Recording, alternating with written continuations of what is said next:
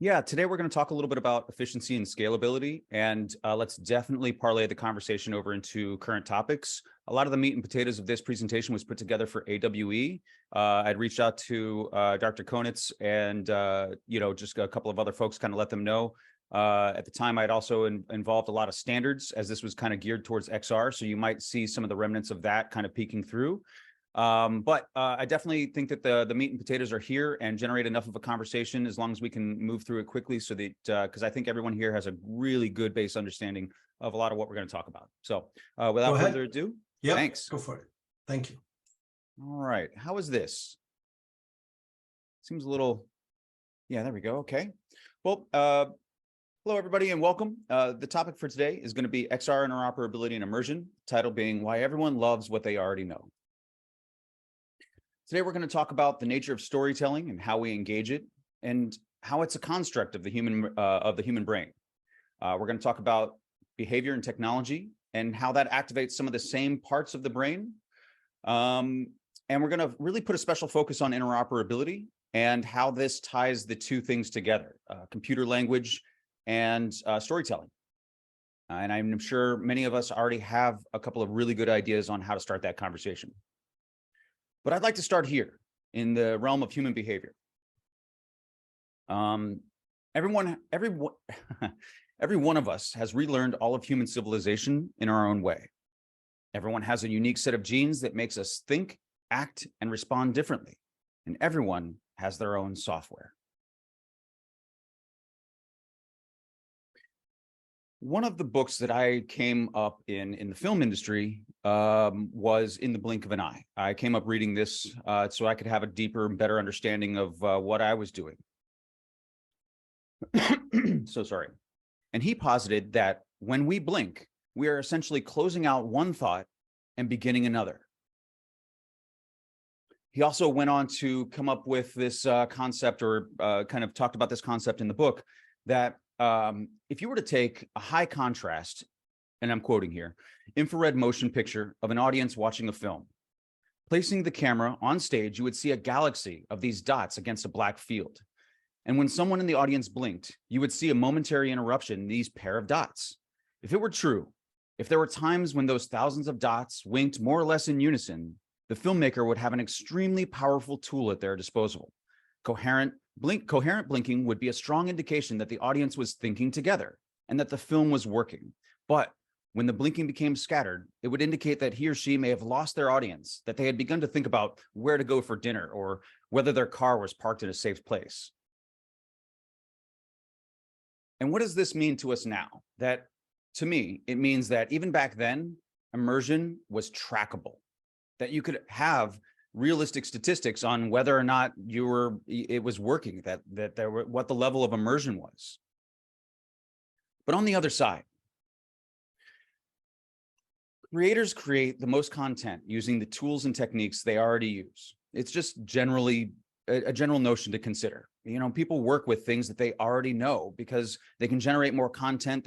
They're tuned to it. They've spent all their energy into it. We'll get back to some of that later. For us here at Wild Capture, and for many of you, it's how to bridge the gap. And a good starting point for this is that we need to meet the creators where they are to get them to where you want them to be. And I'll go deeper on this.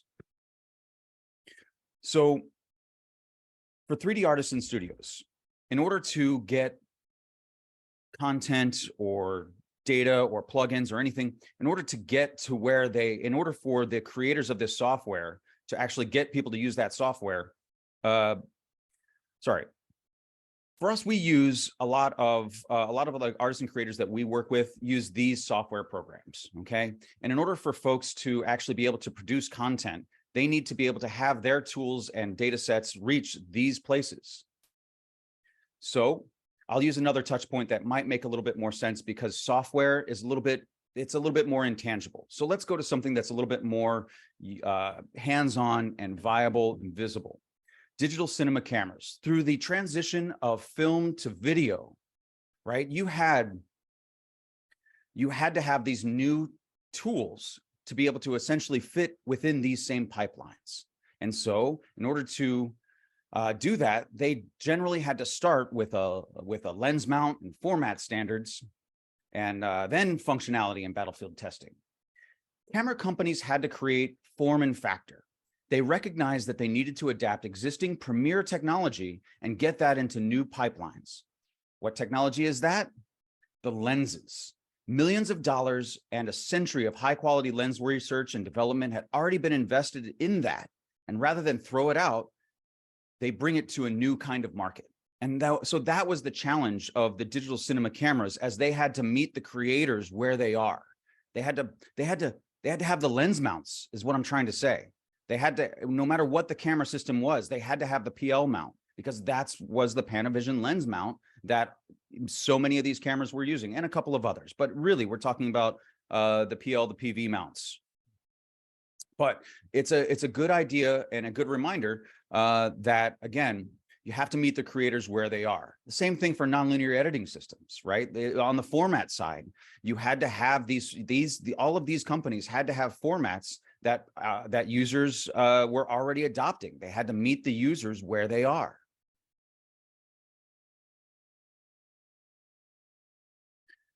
So on to interoperability. When we start to talk about how these technologies, no matter where the gambit is, how they come together. Well, I'll present this. This was presented to me by Yash Bhatia from 40 Views. And it's a funny thing, because we all get it sometimes. We all feel like this, right? Or at least, you know, in the realm of anybody who really talks about interoperability on a regular basis. So make interoperability sexy again and all that. More on that to come with the special interest, the interoperability special interest group. But this is what it feels like. And I hope everyone here can have a little joke at that, because I laughed in a big, healthy and hearty way when I saw this. I was right in the middle of preparing all of this. So when these emerging formats start addressing the same thing and overlapping, interoperability becomes infinitely more valuable. And this quote is attributed to somebody who I think is very relevant in this space, Neil Trevitt of the Kronos Group and the Metaverse Standards Forum.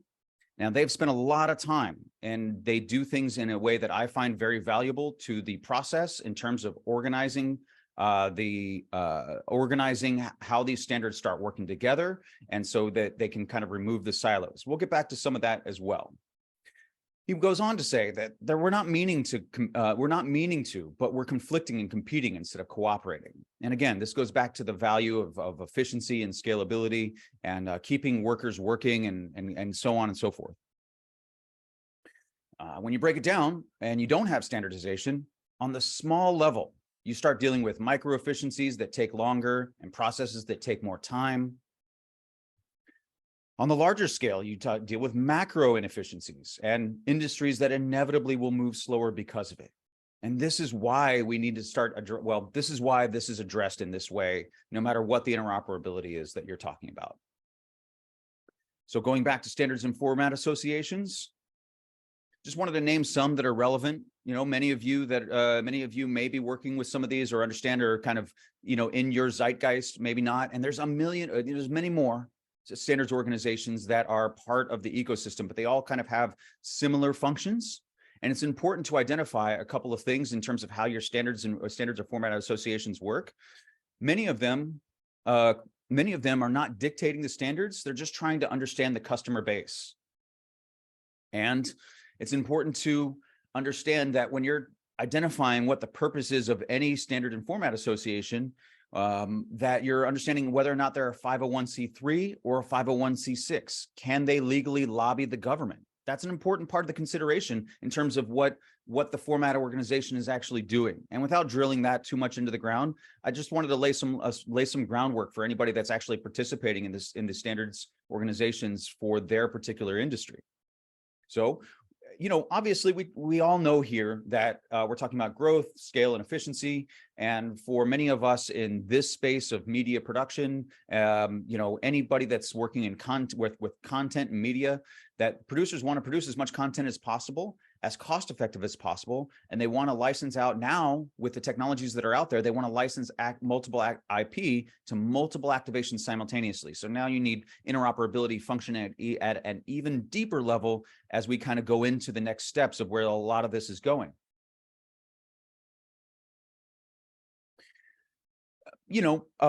This is important, and I just kind of rattled off a few in terms of what's probably relevant to many of us here, but these are not the only ones.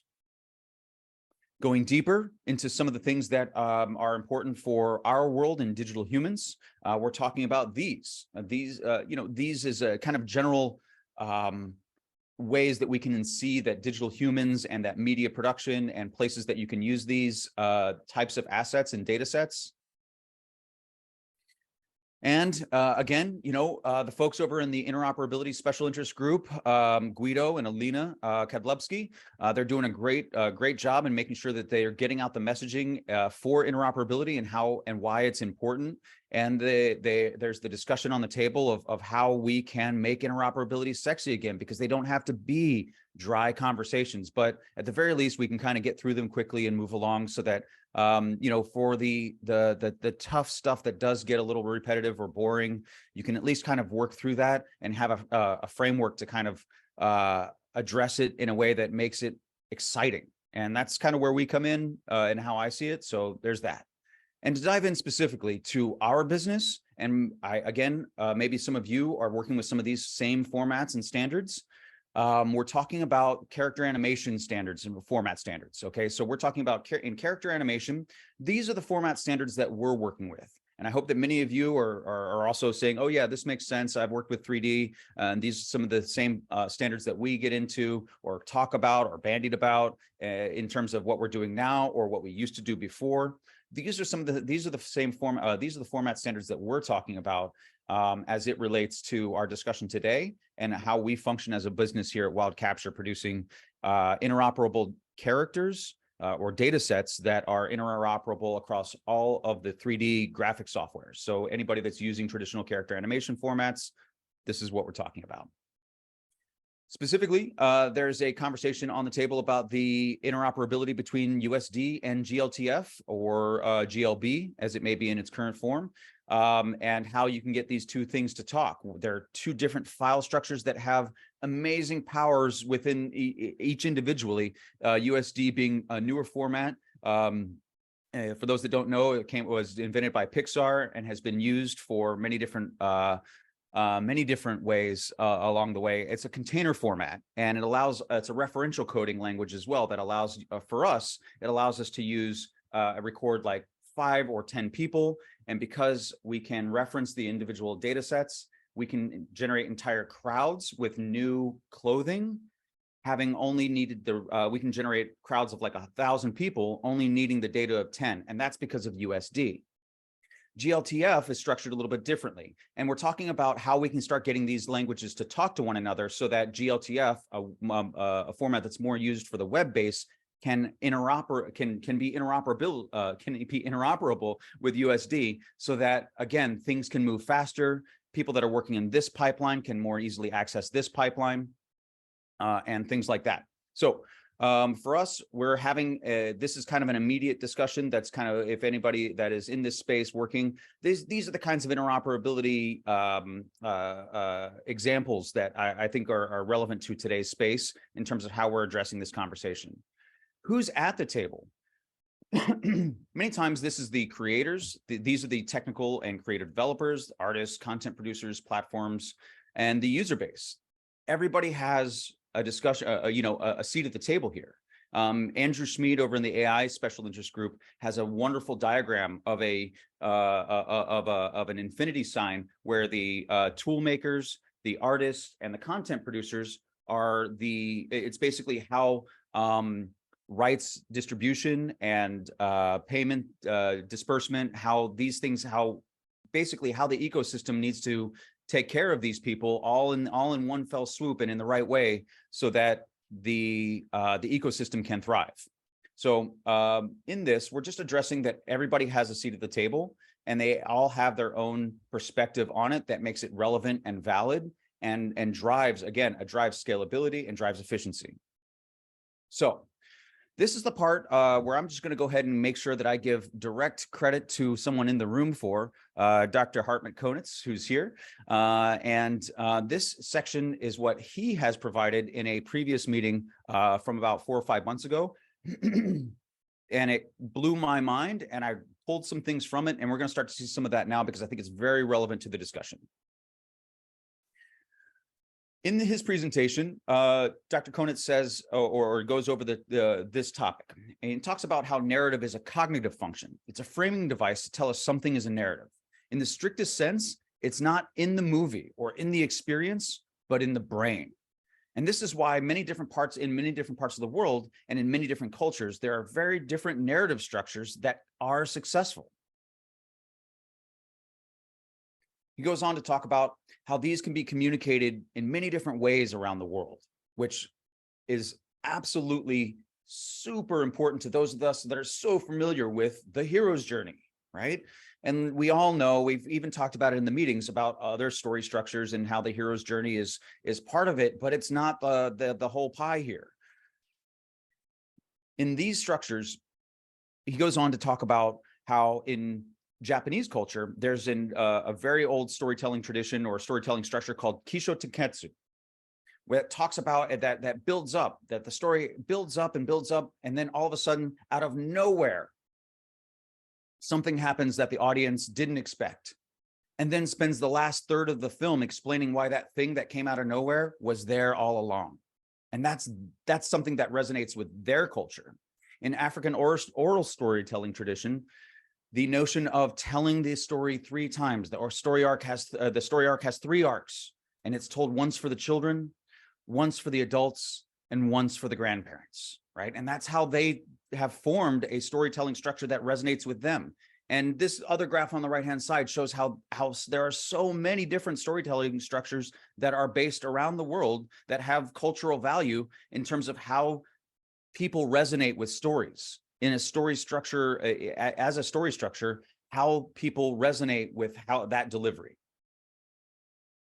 So now we're talking about the creator and user relationship, which is an important part of the discussion, especially in interactive storytelling and how it relates to what we're talking about on a monthly basis here as part of this group. And with that, we start to get into the role of the director. And it's important to remember that, well, why is the director the important thing of this moment and such an important part? It's because they're the ones that are putting all the blood, sweat, and tears. But it's also important to remember that as a director, it's not just the one picture you see here. It's the technical director, it's the creative director, it's the developers and the chief scientists. And why is that? Because coding and coding language also uses semantics, and they also use structure. They also use these things. And the people that are doing that are using this language have to be creative. That's part of language use in general. And so when we're dialing it into the directors who are, again, wide-ranging in scope, they're the ones that have given everything to understand and use the technology to create that relationship. They have a love for the craft and the medium, or a love-hate relationship, depending on how that goes. They develop shortcuts that they love for that they use to present their content. They have pathways and pipelines and ways that they engage their audience. And they're custom built to engage and attract the audience, or work seamlessly in the background.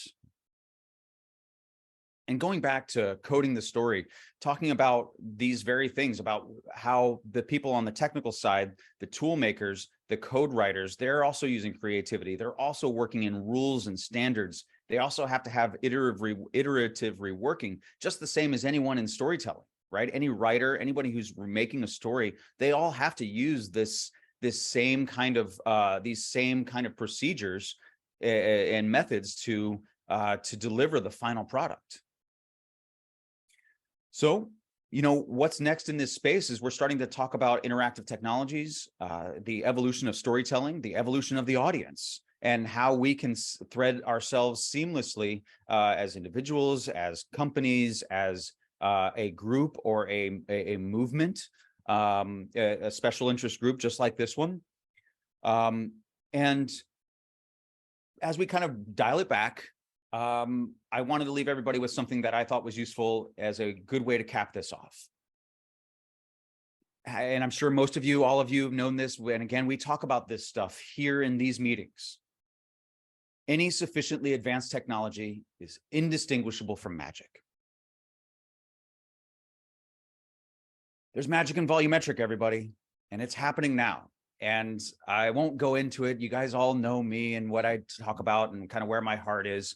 And the photorealistic results of volumetric video and the actual interaction that happens when you use your phone to move the characters around, or you immerse yourself in the VR technology or the gaming technology with photorealistic results, you get that thing that lights up in the back of your brain. You get that excitement, that immersion, and it's in there when it's magic. So thank you, everybody. I hope that I've kind of gotten in and gotten out without wasting any time here. I welcome all the discussions and the comments. This is not really I don't want it to be as much of a Q&A as much as I want it to be a discussion. And I think that with Michael's addition here, with Dr. Konitz being here, there's many great discussions to be had. And I thank everyone for giving me the chance, or everyone for listening, and of course to the team for having me here. So thank you, everybody. Thank you, Louis. That was awesome. It's good to see sort of what different people worry about in this whole sort of soup of environment and work we're doing.